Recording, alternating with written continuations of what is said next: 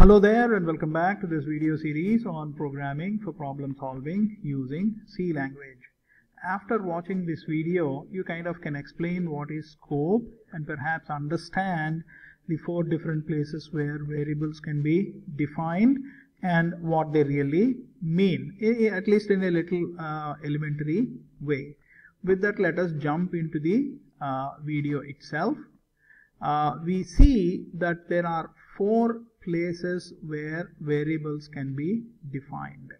One, outside of all functions.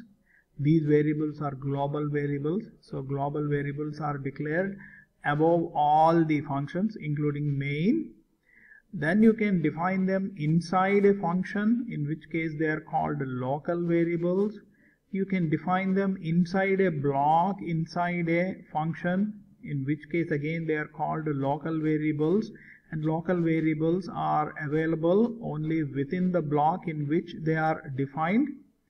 Then you can use variables in definition of a function, that is, we can declare them, we can call them as formal parameters. We'll discuss about formal parameters and other things later, but we will see some simple cases.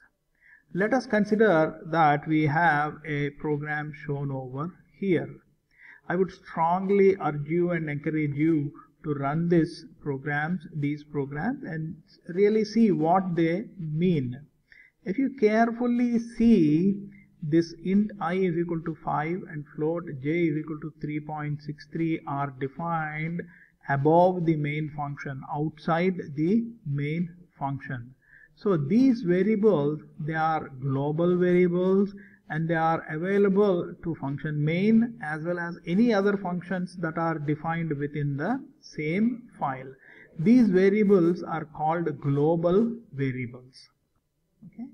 Then we will see local variables. Local variables are variables that are defined inside a function or inside a block. Let us see this kind of example shown over here. In this example, there are 2 blocks, block 1 and block 2. Okay, block 1 begins here with the opening brace and ends here with the closing brace, whereas block 2 begins here with the opening brace and ends here. You can further see that there are variables defined in block 1 and block 2 also. In block 1 you have I and j. I is given a value of 4, j is given a value of 7. But the moment you come into block 2, you have again I. This new I is what is alive within block 2. Okay, this I is equal to 4 lives somewhere else. Only this I is equal to 5 is available.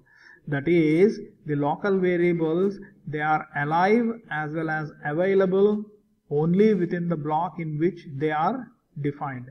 Within this inner block 2, I is equal to 5 is what is alive and is available. So if you try to kind of summarize what is going on here, there are 2 blocks, block 1 and block 2. In block 1, I and j are defined as 4 and 7. In block 2, I is defined again. This I is a different copy, different from the one defined in block 2. So if you run and if you compile and execute this program, the outer block prints I plus j is equal to 11. The inner block prints I plus j is equal to 12. Okay, I would strongly encourage you to run this program and see whether it really does this task. That's all we have for now. We'll see more about scope and storage classes later. Thanks. Have a great day.